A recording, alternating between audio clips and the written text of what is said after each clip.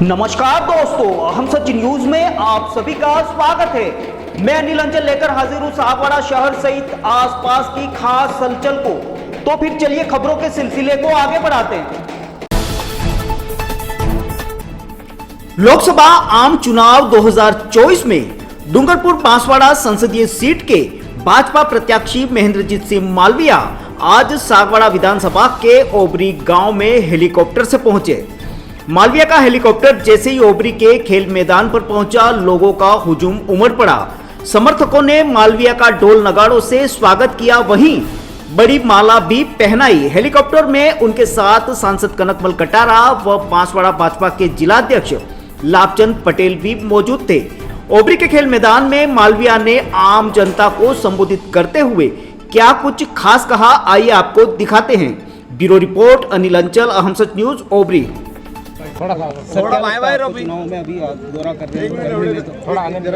देखो, आप मेरे को पूछ रहे हो, आ जाओ।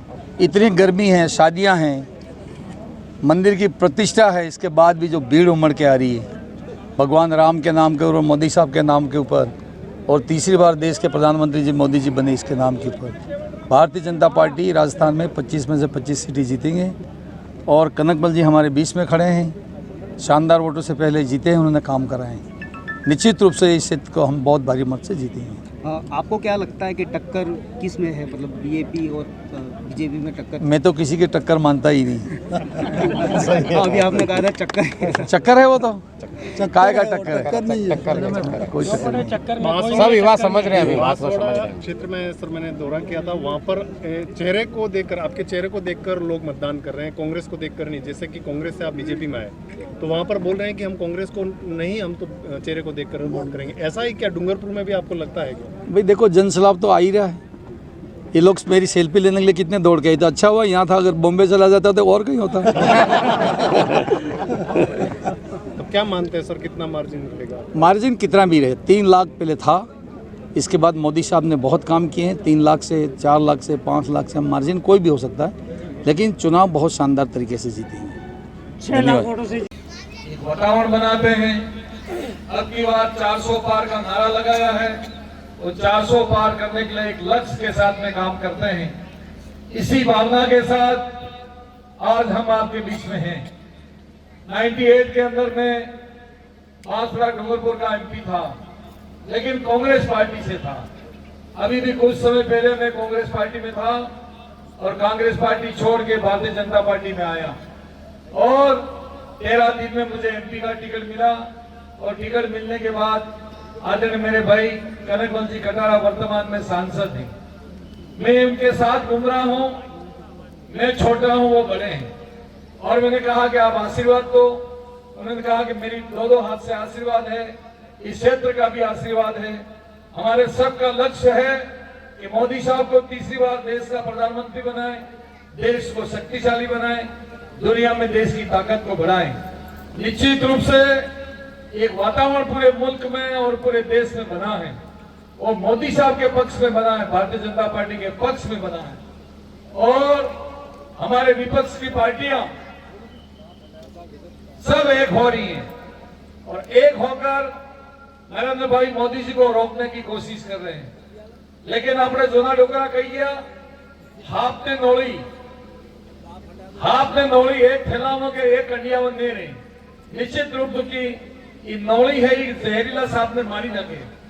अब आपने नौड़ी एक थी रही है और नरेंद्र मोदी साहब को रोकने की कोशिश कर रहे हैं।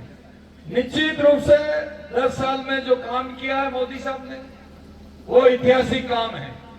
आने वाले कई सालों तक इतिहास में मोदी साहब को याद रखा जाएगा। कितने सालों से भगवान राम का मंदिर नहीं बन पा रहा था, एक झटके में भगवान राम का मंदिर बनाकर 22 जनवरी को प्राण प्रतिष्ठा करके पूरी दुनिया को दिखा दिया कि नरेंद्र मोदी कोई ताकतवर आदमी है, नरेंद्र मोदी कोई अलग व्यक्तित्व है, ऐसा कोई काम कर सकता है तो भाई नरेंद्र जी मोदी कर सकते हैं। साथियों, बुजुर्गों, नौजवानों, मैं अकेला भाजपा में नहीं आया हूं। मेरे साथ में 6 प्रधान आए हैं, एक जिला प्रमुख भी आए हैं, पार्टी के पदाधिकारी भी आए हैं और नगर परिषद के सभापति भी आए हैं। और अभी तो दिन 8-10 दिन बाकी हैं। मुझे ऐसा लगता है कि 24-25 तारीख तक आते आते कांग्रेस के अंदर कोई नाम लेने वाला नहीं रहेगा, स्थिति पैदा होने वाली। अब मैं यहां पर बाप पार्टी और कांग्रेस पार्टी का समझौता अभी आधा अधूरा है। कांग्रेस के एक साथी को टिकट दिया और टिकट देके कहा कि फार्म को वापस खींचो। उसने मना कर दिया कि पार्टी ने मुझे टिकट दिया, मैं चुनाव लड़ूंगा, और उसने फार्म नहीं खींचा और अभी कांग्रेस के उम्मीदवार के रूप में अरविंद भाई डामोर चुनाव लड़ रहे हैं। कांग्रेस के आदेश से ऊपर लोग कहते हैं कि हम बाप पार्टी से समझौता नहीं करेंगे और बाप भी कहता है कि हम कांग्रेस से समझौता नहीं करेंगे। आज स्थिति क्या हो गई है आप समझ सकते हो। ये कांग्रेस तो भीखाबाई की कांग्रेस, ये कांग्रेस तो हरिदेव जी जोशी की कांग्रेस, ये कांग्रेस तो गोपीलाल जी पंड्या, माणकलाल जी पंड्या और गौरीशंकर जी उपाध्याय की कांग्रेस। उस कांग्रेस आज तार हो गई, जैसे पुराने से तो थे तार, ऐसे तार हो गई। और मुझे आप सबको जानकारी दे रहा हूं, आज कांग्रेस पार्टी का कोई नेता जिला कांग्रेस कमेटी बांसवाड़ा में बैठक कर रहा है और बैठक करके दोनों पार्टियों को एक करने की कोशिश कर रहा है, लेकिन उस बैठक के अंदर कोई एमएलए नहीं जा रहा है। ये चक्कर पड़ गया। और यहां पर डूंगरपुर में 84 क्षेत्र से विधायक राजकुमार जी रोज एमपी का चुनाव लड़ रहे हैं। एक दिन में 84 गया था। मैंने काका से पूछा, काका जी यहाँ पर वायदा हुआ था 8वीं पास को नौकरी मिलेगा, 5वीं पास को नौकरी मिलेगा, क्या हुआ? तो मैंने एमके महेंद्र मालविया अर्धनी नौकरी जब मिलेगी अहमदाबाद, अर्धनी नौकरी मिलेगी बड़ौदा, अर्धनी मिलेगी सूरत, थोड़ा घना तो रही गए जेटा हाथे हाथे फरी गई मिली जवानी। आज ये स्थिति पैदा हो गई है। पता नहीं इस वागर को क्या हुआ है, वागर आखिर में क्या चाहता है। मैं दोनों जिलों की बात करता हूँ। आज बांसवाड़ा में मक्की बाकी है, अपने व्यवहार उगाई जाहिर है, हैंडपंप में पानी एक धरना गांव तो नकली जो है। डूंगरपुर में आवी जो तो सुमासनी मक्की हल्की हल्की पाकी थी, कि मक्की भी ठीक ढंग की नहीं पाकी है। हैंडपंप में पानी नहीं है, कुओं में पानी नहीं है, वेड़ा में पानी नहीं है। तो पहले तो मैं रोज जी से पूछना चाहता हूँ कि 5 साल तक अशोक गहलोत साहब के बगल में बैठ के खूब माल खाया, तो कम से कम 84 में पानी ले जाने की बात तो करते हैं। अब इधर थईयो ने लोकसभा में चुनाव लड़वा नकली बढ़िया। फिर मेरे वहां पे लड़कों को धरना कर रहे हैं। 84 में हमने नौकरियां दे दी, बांसवाड़ा डूंगरपुर में भी हम नौकरियां देना चाहते हैं। अरे भाई कहां से नौकरियां दे, कोई बताओ। मुझे पत्रकार पूछते हैं कि मालविया जी आपके और बाप पार्टी के बीच में टक्कर है। मैंने कहा कोई टक्कर नहीं है, तो बात पे खाली चक्कर है। अगर महेंद्र मालविया जीत के जाता है तो मोदी साहब के पास में जाके बैठता है। महेंद्र मालविया जीत के जाता है तो आदरणीय कटारिया जी को साथ में लेकर रतलाम बांसवाड़ा डूंगरपुर की रेल को मंजूर कराता है। महेंद्र मालविया जीत के जाता है तो रोज जी ने तो इस गांव को, इस क्षेत्र को पानी नहीं दिया, लेकिन हम वादा करते हैं कि हमारी सरकार के बनने के बाद इस 84 क्षेत्र में हम पेयजल की पानी का प्रबंध कर सकते हैं। और रोज अगर जीत के जाते हैं तो वहां दिल्ली में खार मार्केट के अंदर भजिया मुंगड़ खाई सके, नकी बाजार का भरी नहीं। समझने की बात है, राज और पार्टी बहुत बड़ी ताकत होती है। आज अगर मैं कुछ कह रहा हूं या माननीय कनकमल जी कुछ कह रहे हैं, हम इसलिए कह रहे हैं कि हमको पता है कि हमारा आका, हमारा देश का मालिक प्रधानमंत्री दिल्ली में बैठे हैं। कोई मांग लेके जाएंगे इस क्षेत्र की, निश्चित रूप से हम हमारे वागड़ क्षेत्र के ऊपर दया भाव रखेंगे और इस मांग को पूरा करेंगे। इसलिए आज हम बोल रहे हैं। क्या बाप वाली पार्टी बोल सकती है? क्या वो कुछ कर सकते हैं? हाँ, झूठ बोल सकते हैं, झट बोल सकते हैं और लोगों को गुमराह कर सकते हैं। मैं भाइयों निवेदन करता हूं कि बांसवाड़ा के अंदर मामा बालेश्वर करके एक बहुत शक्तिशाली व्यक्ति आए थे। आपने घना गर्मी रोका जो गर्म लेकिन पानी पड़े इनकी, तो मामा बालेश्वर भी गर्मी था। वो आकाश में देख के कहता था कि पासे में सेट में पानी आवे तो मंगन एम कहता पानी मुंह पाड़ी दो। वो कहता मंगन के पानी मुंह पाड़ी दो तो मंगन कहता कि मामा जी नाराज થઈ ગયા तो पानी नहीं पाड़े तो वोट डालवा पड़े। ये कहता कि वोट बगड़ियो तो वर बगड़ियो, वोट बगड़िया तो चुनाव बगड़िया, सब जनता ने वोट आलती। ये એટલો મોટો આદમી है, વધારે દાડા નહીં ટકી શક્યા। राजकुमार ने फासकुमार ने कहाँ पता लगी भाई प्रजातंत्र बहुत मुश्किल काम है। जनता कुछ टाइम के लिए भ्रमित हो सकती है लेकिन लंबे समय के लिए उनके साथ में नहीं रहेंगे और उस इलाका का विकास नहीं कर पाएंगे। और इसे निवेदन करता हूं कि सागवाड़ा विधानसभा की जनता ने शंकरलाल जी डेचा को भारी बहुमत देके बनाया। आज शंकरलाल जी राजस्थान के मुख्यमंत्री जी के पास में जाके बैठे और राजकुमार जी एमएलए तो बन गए, लेकिन बांसवाड़ा के अंदर मुख्यमंत्री जी ने कहा था राजकुमार जी अभी 4 महीने होंगे अपने क्षेत्र के विकास के लिए मेरे पास एक दिन आके उन्हें नहीं बैठे। जब मुख्यमंत्री के पास जाना ही नहीं चाहते, आप विकास करना नहीं चाहते, तो उस जनता का क्या होगा? आने वाले समय में सागवाड़ा का जो रुका हुआ विकास है आप और हम सब मिलकर करेंगे, कोई चीज की कमी नहीं रहने देंगे। ये बात भी इस अवसर पे कह सकता हूं।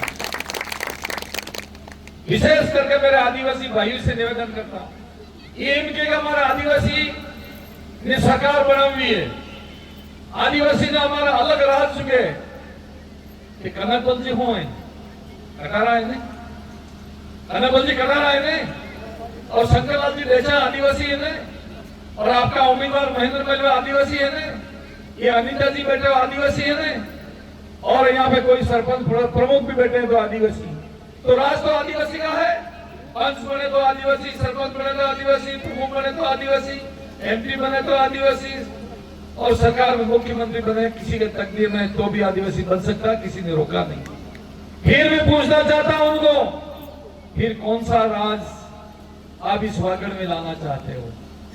सब झूठी बातें हैं भाई, सब झूठी बातें।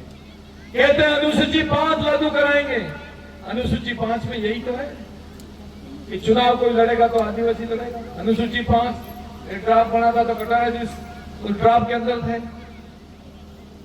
महिलाएं चुनाव लड़े, हमारी जमीन कोई खरीद नहीं सकता, नौकरियों में 45% आरक्षण की व्यवस्था, 50% में ओपन सबके लिए है, यही तो है अनुसूची 5 में। और क्या है? कनकबल जी में परसों शाम को 300 आदिवासी बच्चे एक जगह बैठे हुए थे, मेरे को बुलाया, मैं भी गया। जाते मैंने पूछा कि बच्चों बताओ भाई तुमको क्या तकलीफ है? अरे साहब तो आरक्षण। फिर मैंने अनसुनी कर दी जानबूझ के, मेरे बच्चे बताओ तो सही तुमको तकलीफ क्या? तो आरक्षण। फिर किसी ने खड़े होकर कहा अनुसूची 5 लागू कर दी है, तो मैंने कहा दोनों बातें मुझे पूरी पढ़ के सुनाओ कि अनुसूची 5 क्या है और आरक्षण क्या है। एक भी नहीं बोला। फिर मैंने पूछा कि बोलो तो सही आपको क्या तकलीफ है, क्यों नहीं बोलना चाहते? साहब आमद के लाकड़ो होवाड़ी तो देश वाते नहीं आरक्षण चुके अनुसूची 5 लागू करो बाकी केवा हुई तो बता रहा ना साहब ये नहीं पूछो मैंने हमारा आरक्षण चुके अनुसूची 5 लागू था हुई जगह। फिर मुझे कहना पड़ा सभी आरक्षण आदिवासी के लिए आरक्षित है। यहाँ पर यह अनुसूची 5 के अंदर की 45% नौकरियां आदिवासी भाइयों को मिले, 5% नौकरियां एससी भाइयों को मिले और 50% नौकरियां हैं सब समाज के लिए अनारक्षित करते हुए ओपन कर दिया है यह अनुसूची 5। और मैंने बच्चों को एक बात और कही, मैंने देखो बच्चों एक समय था अलवर का, भरतपुर का, सवाई माधोपुर का, कोटा का जो पहली क्लास से इंग्लिश मीडियम में पढ़ता हो बच्चे ग्राम सेवक पटवारी बनने के लिए वागड़ में आते थे और हमारे बच्चे कम पढ़े लिखे बच्चे उनका कंपटीशन नहीं करते थे और हमारी नौकरियां बच्चे लेके चले जाते थे। हमने कानून बना दिया कि प्रतापगढ़ के बाद और उदयपुर के बाद इस वागड़ अंचल में कोई बाहर का आदमी आके नौकरी नहीं कर सकता। अगर नौकरी करेगा तो हमारे यहाँ के नौकरी करेगा, एक कानून बना दिया। क्या अनुसूची 5 में नहीं है? फिर इनके समझ में आ गई, सब अब हमारे समझ में आ गई। लेकिन अब क्या करोगे? मेरे साथ कल से हम आपके साथ रहेंगे, बाप पार्टी को यहाँ से त्याग पत्र देते हैं। और सही में कदम दिया हुआ, कल वहां पर बाप पार्टी की बैठक हुई, बच्चों ने इसका विरोध किया, उस मीटिंग में नहीं गए। और जगपुरा अपन जा रहे हैं हेलीकॉप्टर से, उस दिन कम से कम 500 बच्चे बाप पार्टी छोड़कर भारतीय जनता पार्टी के अंदर सम्मिलित होने वाले हैं। ये बात इस अवसर के ऊपर कह सकते हैं। तो समाजों के बीच में हमारा एक शांतिपूर्ण, एक सौहार्दपूर्ण वातावरण था, उसको खराब किया। मेरे भागीदारा में एक दिन इनकी रैली निकली, 2 लड़के रुके, एक पटेल का मकान बन रहा था वहां, और मोटरसाइकिल में बैठे बैठे के पटेल इसमें रेती ठीक से डाल, इसमें सीमेंट ठीक से डाल, इस माल को ठीक से काटो। तो कहेगा तुम अपनी रैली निकालो, मैं अपना मकान बना रहा हूं, तुमको क्या तकलीफ है, कम डालो ज्यादा डालो। तो वो कहने लगे कि हमारा राज आ रहा है और ये जो मकान बन रहा है मेरा बन रहा है, इसलिए मुझे अभी से ध्यान रखना पड़ेगा। आप बताओ कहां जाएगा ये समाज, कहां जाएगा ये वागड़ का वातावरण? आप और हम सब इसको बहुत चिंतन और मनन करने की आवश्यकता है। प्रजातंत्र इसलिए नहीं आया कि एक समाज दूसरे समाज के ऊपर कटाक्ष करे, एक दूसरे के ऊपर आरोप प्रत्यारोप लगे। हम 36 कौम के लोग एक जाजम के ऊपर बैठकर देश की आजादी के बाद इस देश को आगे ले जाना चाहते हैं, और उसका नेतृत्व आदरणीय नरेंद्र भाई मोदी कर रहे हैं। यही बात मैं इस अवसर के ऊपर कह सकता हूं। आप सबसे प्रार्थना करता हूं कि आप गांव जाओ से अपने परिवार से, अपने घर से वार्ता करो, और वार्ता करके 26 तारीख के दिन मोदी साहब के नाम के ऊपर एक वोट फूल के निशान के ऊपर पड़ना चाहिए। और मैं आप सभी से एक निवेदन करता हूं कि आपका दिया हुआ वोट एक कर्जे के रूप में मेरे सर के ऊपर रहेगा, उसको मैं धीरे धीरे करके पूरा करूंगा।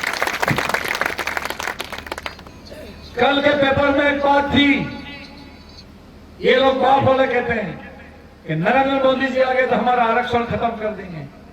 कल पेपर के अंदर साफ बात लिखी हुई आई कि आरक्षण को हम कोई हाथ नहीं लगाएंगे। फिर उन्होंने कहा कि अगर मोदी जी आ गए थे भारत का संविधान को बदल देंगे।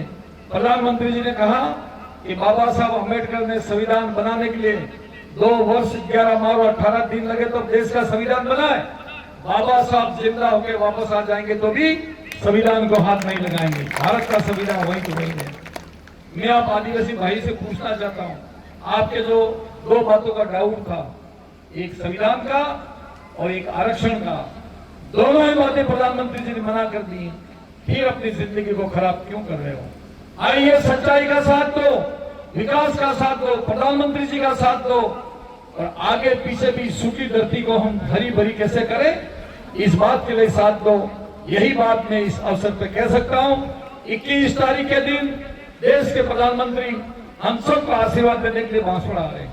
आप बड़ी संख्या में उस कार्यक्रम में पधारो और पधार कर माननीय प्रधानमंत्री जी की बात को सुनो, और फूल के निशान के ऊपर वोट देकर देश को एक शक्तिशाली, एक वैभवशाली, एक गौरवमय देश बनाओ। इसी भावना के साथ मैं अपनी बात को समाप्त करता हूं। बहुत बहुत धन्यवाद। जय हिंद, जय भारत। तो फिर अब मुझे दीजिए इजाजत, हम फिर मिलेंगे ऐसी खास और अहम खबरों के साथ। तब तक के लिए जय हिंद, जय भारत। दोस्तों, अगर आपको हमारी खबरें अच्छी लगे तो अहम सच न्यूज चैनल को सब्सक्राइब जरूर करें। धन्यवाद दोस्तों, अगर आपने हमारे चैनल अहम सच न्यूज को अभी तक सब्सक्राइब नहीं किया है तो इसे आज अभी और इसी वक्त चैनल को सब्सक्राइब करें, ताकि सागवाड़ा शहर सहित आसपास की ताजा खबरें आप तक पहुंच सके।